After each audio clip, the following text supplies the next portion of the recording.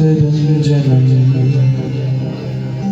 सदैव नन्दनन्दनं भजे भजे गोवर्धनं समस्तपापखण्डनं सभक्तचित्तरञ्जनं सदैव नन्दनन्दनं भजे भजे गोवर्धनं समस्तपापखण्डनं सभक्तचित्तरञ्जनं सदैव नन्दनन्दनं सुगुच्छगुच्छमस्तकम्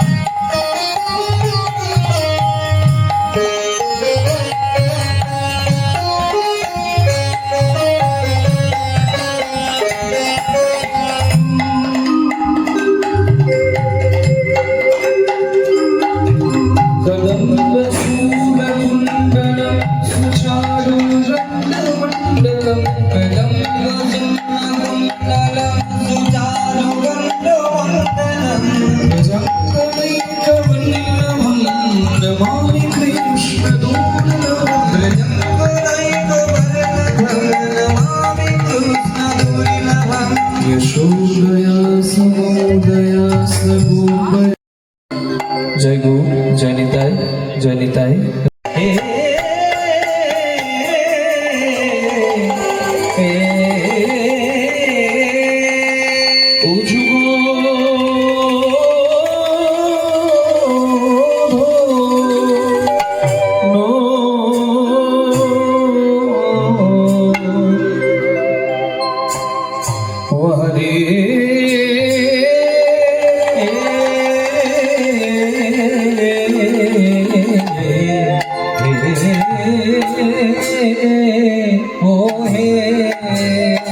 आज धन्य हইলা आज धन्य হইলা আহা মুড়িরে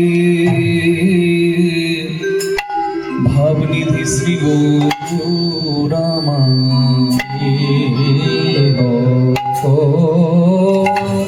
अरे हो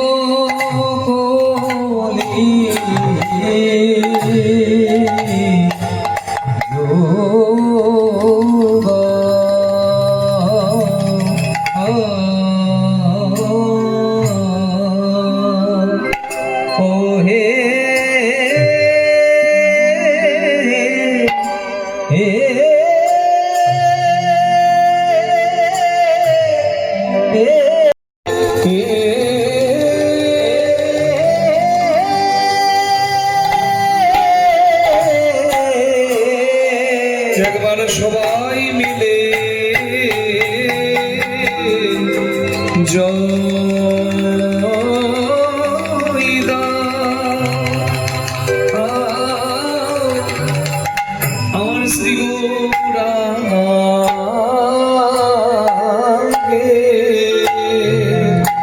আহা মোরি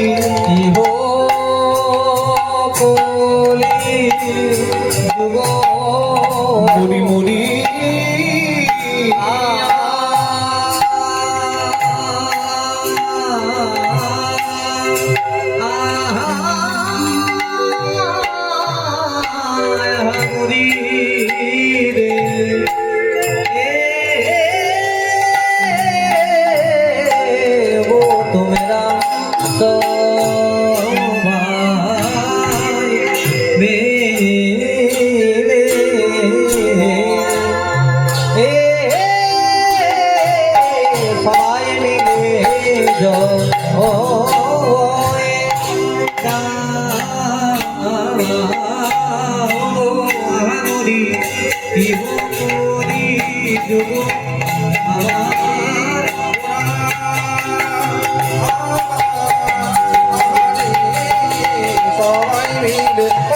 সবাই মিলে জয় দাও প্রিয়া মরি হোক মরিয়া রে তোমরা সবাই মিলে জয় দাও প্রিয়া মরি হোক মরিয়া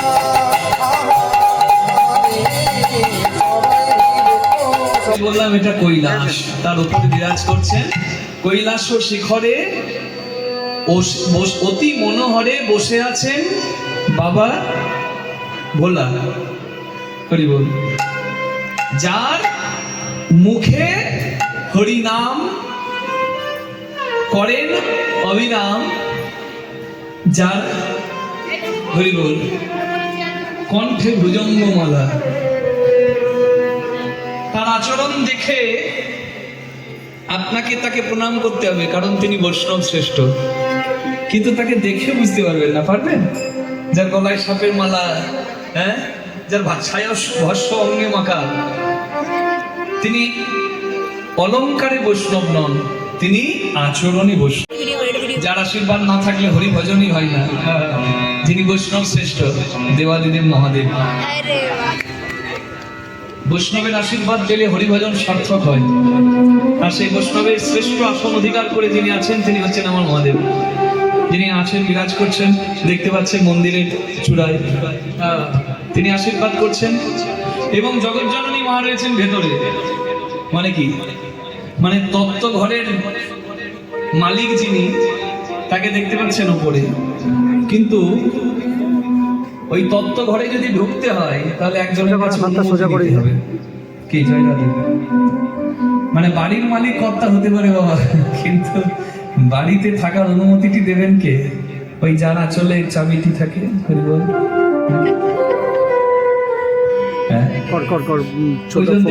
উনি মালিক কোন তত্ত্ব ঘরে? হরি ভজন ঘরে। হরি বল হরি বল হবে নয়া এমন জনম, হরি বল হরি বল। হরি বল হরি বল হবে নয়া এমন জনম, হরি বল হরি বল। হরি বল হরি বল হবে নয়া এমন জনম, হরি বল হরি বল। বিষাদের মানব জনম, হরি বল হরি বল। হরি বল হরি বল এই সাধের মানব জনম, হরি বল হরি বল। হরি বল হরি বল এই সাধের মানব জনম, হরি বল হরি বল। একবার প্রেমানন্দে মহানন্দে, হরি বল হরি বল। হরি বল হরি বল প্রেমানন্দে বাহু তুলে, হরি বল হরি বল। একবার হরি হরি হরি বলে, হরি হরি হরি বলে, হরি হরি হরি বলে, হরি বল গৌর হরি, হরি বল। হরি যোগ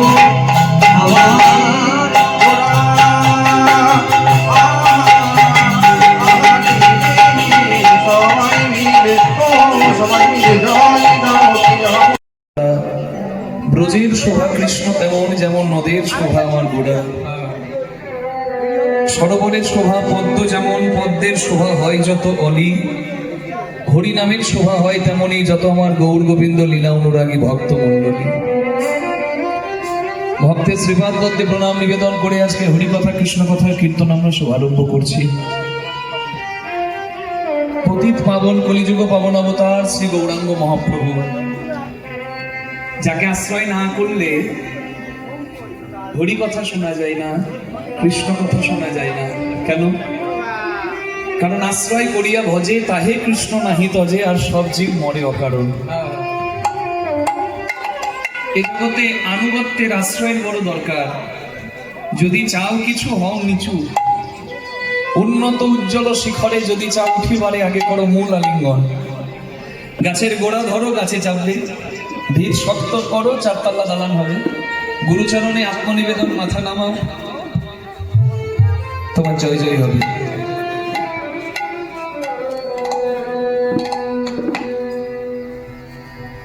চৈতন্য মহাপ্রভুর বাণী তৃণাদপি শুনে মালিক যিনি, তাকে দেখতে পাচ্ছেন ওপরে।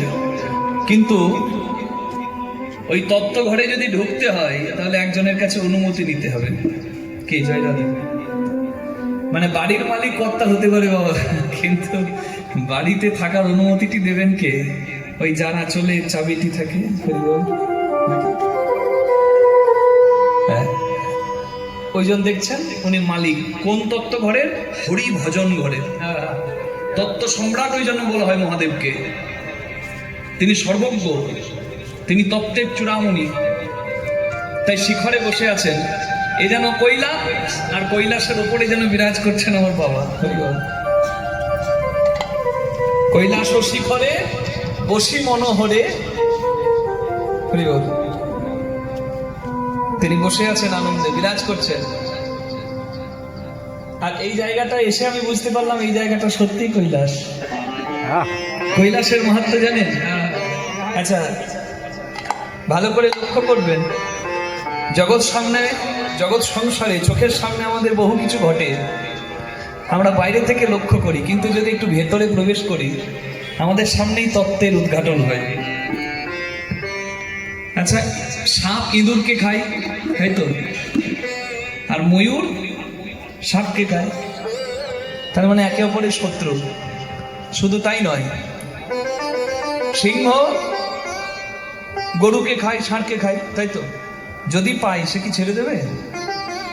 আমরা ডিসকভারিতে দেখতে পাই, অ্যানিম্যাল প্ল্যানেটে দেখতে পাই নাকি? হরি বল।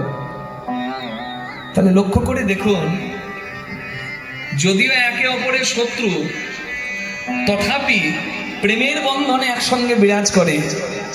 কোথায়? ওই কৈলাসে। কি বলুন তো? গণেশের বাহন ইঁদুর, বাবার কণ্ঠে সাপ, কার্তিকের বাহন ময়ূর, মায়ের সিংহ, বাবার বৃষ মানে ষাঁড়।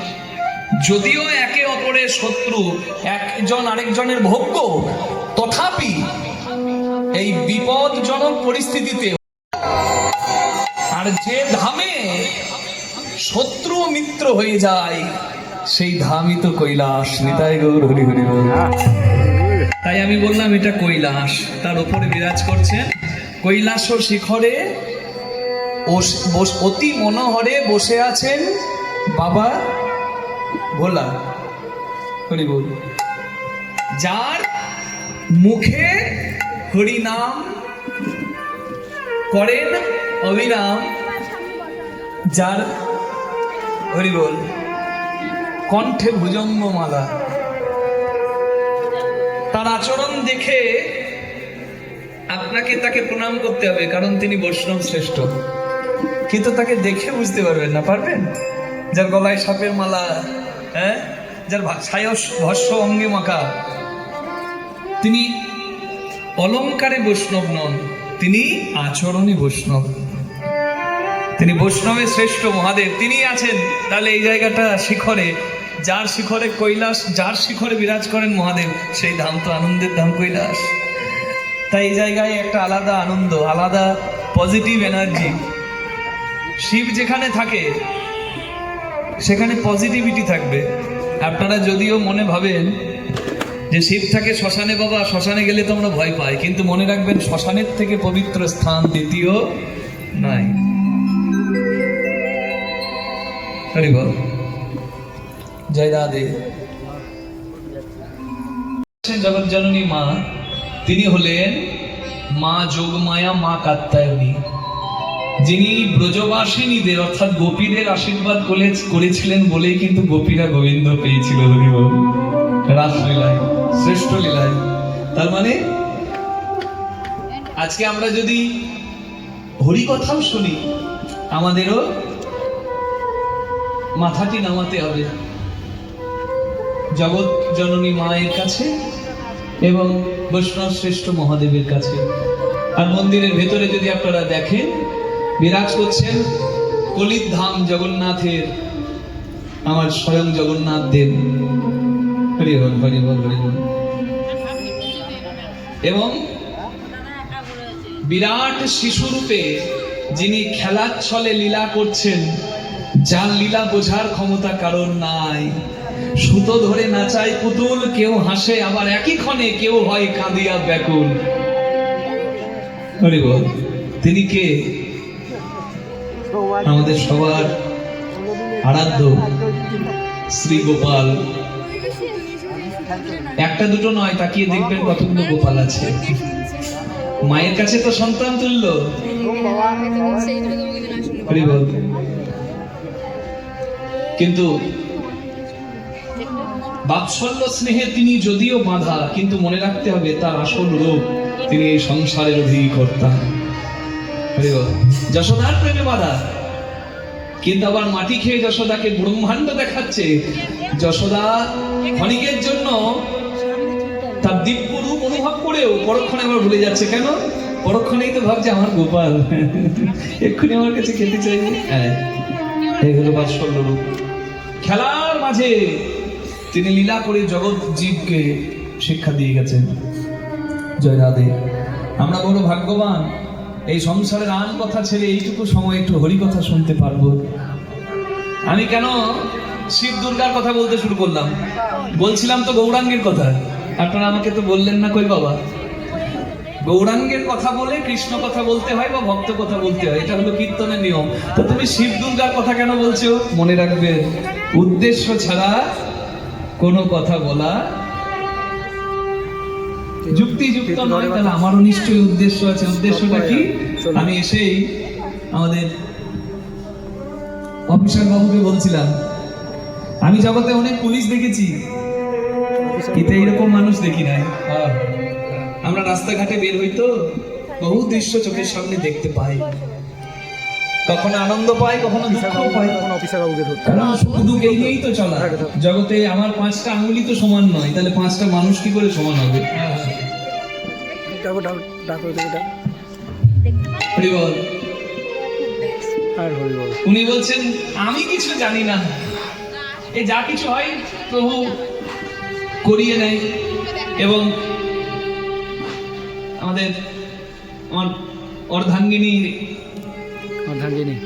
জন্য হয়ে যায়।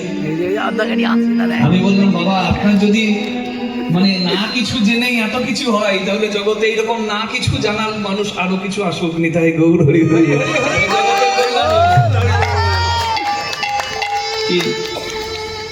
আপনারা আজকে এখানে এসেছেন, উদ্দেশ্যটা জানেন।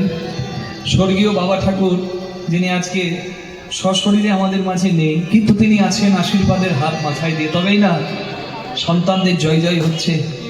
হ্যাঁ, এরকম আনন্দের ধাম তারা করতে পারছে, এবং বিভিন্ন স্থানে বহু দান ধ্যান করতে পারছে। যোগ্য হয়েছে মা বাবার আশীর্বাদ, এতে অনস্বীকার্য, অতুলনীয়। সেই স্বর্গবাসী পিতার দিবসী দিন হলো আজকের দিন। স্বর্গীয় নগরবাসী দেবনাথ বাবা ঠাকুরের আজকে প্রয়াণ দিবস, এবং আমরা উপস্থিত হয়েছি হরিকথার মাধ্যমে তাকে শ্রদ্ধা জ্ঞাপন করার জন্য এবং ভগবানের কাছে প্রার্থনা করার জন্য তার যেন আত্মা বিষ্ণু পাদপদ্মে পরমানন্দে থাকে। আমি একা নয়, আপনারা সবাই প্রার্থনা করবেন দুটি বাহু তুলে। নিতাই গৌর প্রেমানন্দে হরি বল, হরি হরি বল, হরি বল, হরি বল।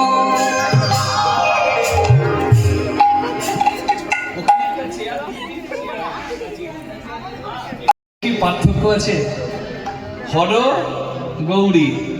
এবার বানানগুলো যদি আপনি একটু আগে পরে করুন, দেখুন কি পাবেন। হর গৌরী, গৌরীর গৌটা আগে নিয়ে এলাম, হ্যাঁ, হর রটাকে পরে দিলাম, তাহলে কি হলো? গৌর হরি বল। তারপর হটা দিলাম, হ্যাঁ, হরর হ দিলাম, আর পরে রইল কি? গৌরী রি, তাহলে কি হলো? গৌর হরি। এখানে হর গৌরী, আর কীর্তনের প্রথমেই যার চরণ ধরতে হয়, ওই নামটা ঘুরিয়ে দিলেই হবে, আলাদা কিছু নয়। গৌর হরি। নিতাই গৌর প্রেমানন্দে হরি হরি। তাহলে গৌর হরি, যিনি সংকীর্তনের পিতা, সংকীর্তনের পিতা শ্রীকৃষ্ণ চৈতন্য, সংকীর্তন যজ্ঞে তারে যে ভজে তার জীবন হয় ধন্য ধন্য। একজন তপন বাবু আর একজন বিশ্বজিৎ বাবু, আমি ঠিক বললাম? আচ্ছা, রতন বাবু আর বিশ্বজিৎ বাবু। বড় বাবু রতন বাবু আর ছোট বাবু বিশ্বজিৎ বাবু। হরি বল। দুই রত্ন, বাবা মায়ের দুই রত্ন। হরি বল। জয় নিতাই। ভগবানের কৃপায় যারা যোগ্য হয়েছে এবং যোগ্য হয়ে এরকম সুন্দর অনুষ্ঠানের এবং হরিবাসরের আয়োজন বা শ্রদ্ধাবাসরের আয়োজন তারা করতে পারছে নিতাই গৌর প্রেমানন্দে হরি হরি হরি হরি হরি বল। এবং এত বড় বড় মনের অধিকারী আমাদের গিন্নিমা, ছোট গিন্নি এবং হরি বল। আমি বড় গিন্নির সঙ্গে এখনো পরিচয় করতে পারিনি। আচ্ছা ওইখানে আছেন। আচ্ছা এত বড় মন দিয়েছেন।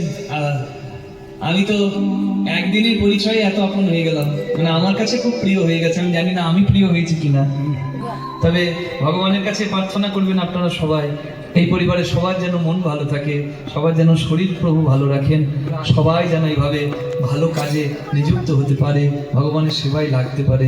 নিতাই গৌর প্রেমানন্দে হরি বল হরি বল হরি বল। সামনে সিকিউরিটি গার্ডকে বলে থাকতে হচ্ছে আমি মানে সবাইকে প্রমোট করছি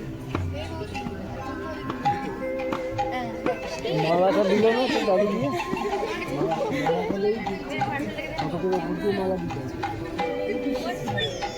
এই চন্দনটা ওই ঠাকুরের মূর্তিতে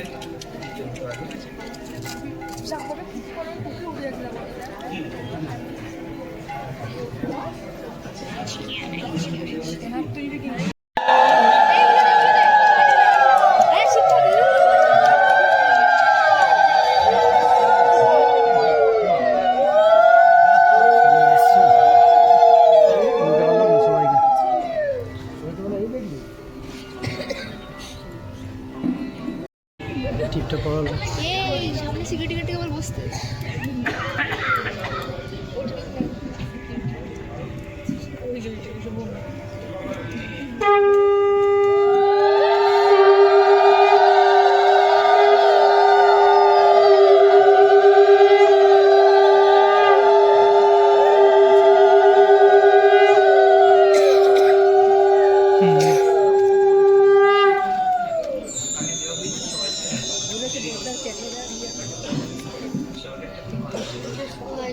ঠিক কাজ করে হয় সংকীর্তনের পিতা শ্রীকৃষ্ণ চৈতন্য সংকীর্তন যজ্ঞে তারে যে ভজে তার জীবন হয় ধন্য ধন্য। নবদ্বীপ হেনগ্রাম ত্রিভুবনে নাই জহি অবতীর্ণ আমার শ্রী গৌরাঙ্গ গোসাই। প্রণমঃ কলিযুগ সর্বযুগ সার হরে কৃষ্ণ মহামন্ত্র যাহাতে প্রচার। হরি বল। তাই তো বৈষ্ণব পদাবলিতে আমরা প্রথমেই গৌরাঙ্গের পদ গাইতে গিয়ে গৌরচন্দ্রিকায় বললাম ইহকলি যুগ ধন্য ধন্য হইলা আইলেন গৌর হরি করুণা করিয়া। গৌরাঙ্গ মহাপ্রভু করুণা করে এলেন আর কি করলেন?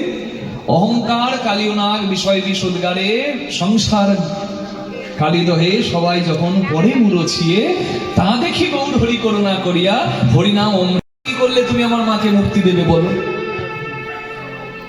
কদ্রু বললেন দেখো গরুর বিনতা হলো তোমার মা, তেমনি আমি হলাম সাপেদের মা, আমি নাগ জননী কদ্রু। তা তুমি যদি আমার ছেলেদের জন্য অমৃতের কলসি মানে অমৃতের কুম্ভ এনে দিতে পারো, তোমার মাকে আমি মুক্তি দিয়ে দেবো। মায়ের দাসিত্ব মুক্তির জন্য গরু মহারাজ স্বর্গে ইন্দ্রকে যুদ্ধে হারিয়ে অমৃতের কুম্ভ মানে অমৃতের কলসি আনলো এই মর্তধামে, এনে বৃন্দাবনে একটা কদম গাছের উপর রাখলো। এবার নামানো মাত্র কদম গাছে এক ফোঁটা অমৃত পড়ে গেল। যেই অমৃত পড়লো ওই এক ফোঁটা অমৃত পেয়ে কদম গাছটা অমর হয়ে রইল। এখনো যদি দেখার স্বাদ থাকে কারোর মনে, বৃন্দাবনে যাবেন চিরহরণ ঘাটে কদম বৃক্ষ মানে কদম গাছটা এখনো দেখতে পাবেন, যেটা অমর হয়ে আছে চার যুগে। কেন? অমৃত যে পায় সে অমর হয়ে যায়। এবার কদম গাছ থেকে অমৃতটা গরু রাখলো কোথায়? নামিয়ে ঘাসের ওপর, যে ঘাসগুলোর নাম ছিল কুশ ঘাস, মানে খুব ধারালো।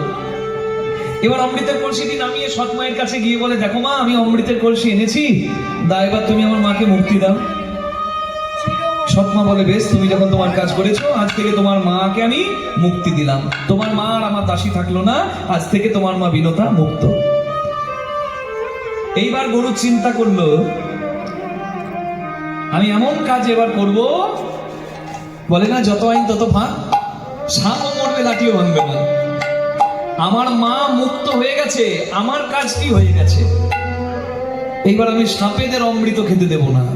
কেন? সাপেরা যদি অমৃত খেয়ে অমর হয়ে যায় তাহলে বিষ ঢেলে পৃথিবীটাকে বিষময় করে দেবে। সাপেদের যদি মৃত্যু না হয় কি হবে? পৃথিবীতে শুধু বিষ। তাই গরুর ইন্দ্রের পুত্র জয়ন্তকে ডাকলো। কেন জয়ন্তকে? কেন জয়ন্তকে কেউ চোখে দেখতে পেত না, সে ছিল অদৃশ্যমান। বললো তুমি তাড়াতাড়ি অমৃতের কলসি স্বর্গে নিয়ে চলে যাও, আমার কাজ হয়ে গেছে, পুড়িয়ে গেছে, তুমি এবার নিয়ে যাও। ইন্দ্রপুত্র জয়ন্ত স্বর্গে অমৃতের কলসি নিয়ে যাচ্ছে। নিয়ে যাবার সময় যে পথে স্বর্গে যাচ্ছে সে পথে 4 জায়গায় অমৃতের কলসিটি নামিয়ে বিশ্রাম নিয়েছিল ইন্দ্রপুত্র জয়ন্ত। সেই 4টি জায়গা নাসিক, উজ্জয়িনী, প্রয়াগরাজ আর হরিদ্বার। এই 4 জায়গায় অমৃতের কলসি নামিয়ে বিশ্রাম নিয়েছিল বলে, অমৃতের কলসি এই 4 জায়গায় নামানো হয়েছিল বলেই কিন্তু এই 4 জায়গাতে মহাকুম্ভ মেলা হয়। নিতাই গৌর হরি হরি হরি হরি বল। এবার অমৃতের কলসি তো স্বর্গে চলে গেল। সাপেরা অমৃত খাবার জন্য যখন এলো তখন তারা কিন্তু অমৃত পেল না। তারা ভাবলো যে ঘাসের ওপর অমৃত নামানো হয়েছে সেই ঘাসগুলো যদি জিভ দিয়ে একটু চাটি, লেহন করি, যদি 1 ফোঁটা অমৃত থাকে ওটা পেলেই তো কাজ হয়ে যাবে। অমৃত আছে মনে করে সাপেরা ঘাস চাটলো, সাপেদের জিভ কাটলো, কিন্তু অমৃত তারা পেল না। ওই সাপেদের যেমন অবস্থা এই সংসারী মানুষেরও তেমন অবস্থা। সাপেরা অমৃত আছে মনে করে খুব ঘাস চাটছে, তাদের জিভ কাটছে, জ্বালা বাড়ছে, কিন্তু অমৃত পাচ্ছে না। আর আমরাও ঠিক অমৃত আছে মনে করে শুধু বিষয় চাটছি। বিষয় বলতে কি? আমি আমি, আমার আমার। আর আমি যে কার, আমি আমি করি চিনিতে না পারি কে আমি, আমাতে আছে কি রতন। যার শক্তির বলে বেড়াই আমি চলে বলে, যার অভাবে হবে এ দেহের পতন। আমার নিজের পরিচয়টা আমি ঠিকঠাক না জেনে আমি আমার আমার করে বললাম। বিষয়ের সবার দরকার, খাবার দুমুঠো অন্ন, পরার একটা বস্ত্র, সেটাও বিষয়। তাহলে বিষয়ের মাঝে আমরা থাকবো ঠিকই, কিন্তু বিষয়ে বিষে জ্বলে বললে হবে না। এই বিষয়ে থেকেও অমৃতের আয়োজন করতে হবে। যেমন এইখানে অমৃতের আয়োজন করেছে এই পরিবার। কি অমৃত বলুন তো? হরিনামামৃত, সংকীর্তনামৃত, চৈতন্য চরিতামৃত, রামকৃষ্ণ কথামৃত, শ্রীমদ্ ভাগবত অমৃত। তাহলে সংসারে থাকো, কিন্তু তুমি যেখানে অমৃতের স্বাদ পাবে সেইখানে ছুটে যাও। তাহলে এই সংসারটাই তোমার কাছে আনন্দময় হয়ে যাবে। তাই তা দেখি গৌর হরি করুণা করিয়া হরিনাম অমৃত দিলেন দরে ধরিয়া। বিষয় বিষে মত্ত মানুষ যেন কালিও নাগের মতো, মানে সাপের মতো, যারা বিষয় বিষে মত্ত, তাই অমৃত দিলেন। সাপের অমৃত সেদিন পায়নি, কিন্তু এই সংসারী মানুষগুলোকে অমৃত দেওয়ার ব্যবস্থা আমার গৌরাঙ্গ করেছে, যার নাম হরিনাম অমৃত। তাই 2টি বাহু তুলে আমরা সবাই গাইবো, ভজ গৌরাঙ্গ কহ গৌরাঙ্গ লহ গৌরাঙ্গের নাম রে। ভজ গৌরাঙ্গ কহ গৌরাঙ্গ লহ গৌরাঙ্গের নাম রে। যে জনা গৌরাঙ্গ ভজে সে হয় আমার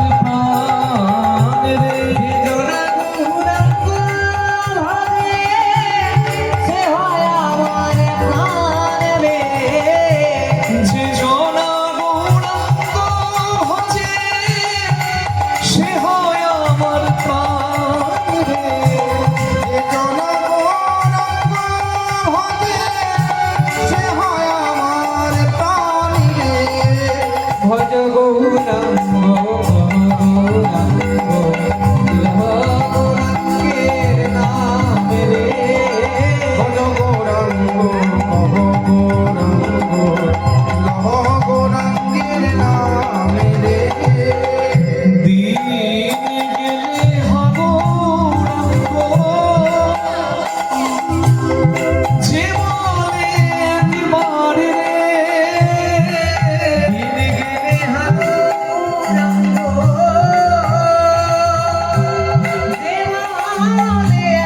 পারে রে সেজন্য আমার হোক, আমি হই তার রে।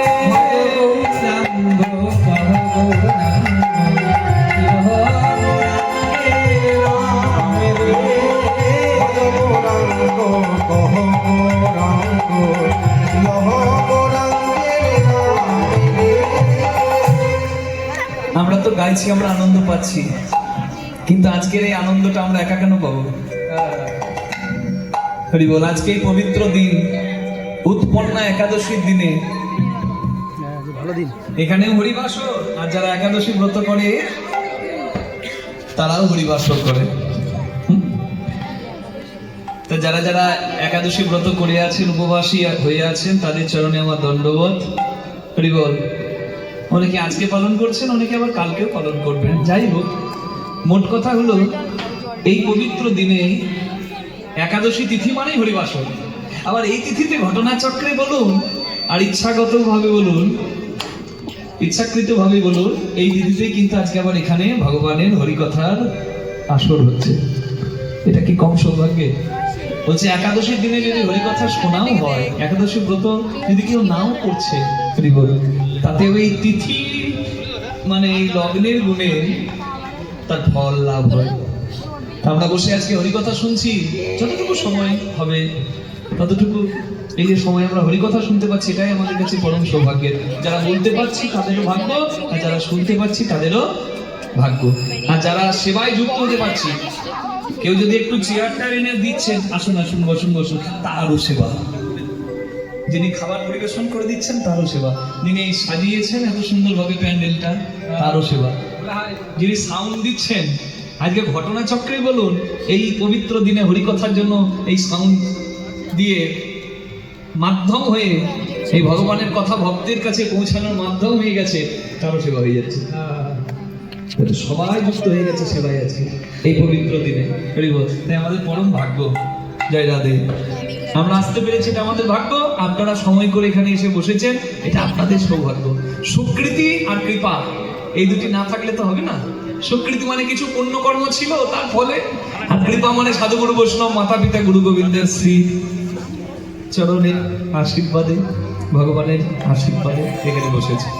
তাই আমরা সবাই মিলে একটু গাইবো। আমরা একা কেন গাইবো? গৌরাঙ্গের কৃপায় চলুন আজকে লীলার মধ্যে প্রবেশ করি। তাই গৌরাঙ্গের নাম সবাই গাইবো।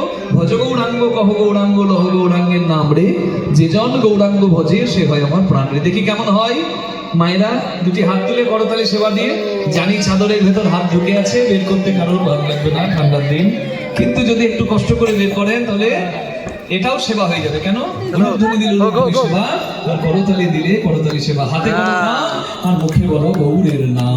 আপনারা নদিয়াবাসী, আপনাদের জন্মটাই ধন্য। নদিয়ার দেশ নাকি সোনার দেশ? কেন সোনার নদিয়া কেন বলে? ঘরে ঘরে সোনা আছে নাকি কিলো কিলো? নাকি সোনার খনিগুলো সব এইখানেই আছে? তা তো নাই। তাহলে সোনার নদিয়া বলে কেন? কারণ সোনার গৌরাঙ্গ যে মাটিতে এসেছে সেই মাটি তো সোনা। আপনারা ধন্য। এবার আপনারা হাত তুলে আমার সঙ্গে কীর্তন করুন গৌরাঙ্গের জয়গান। ভজ গৌরাঙ্গ কহ গৌরাঙ্গ লহ গৌরাঙ্গের নাম রে, ভজ গৌরাঙ্গ কহ গৌরাঙ্গ। জোরে জোরে সবাই বলুন দেখি। ভজ গৌরাঙ্গ। বাহ,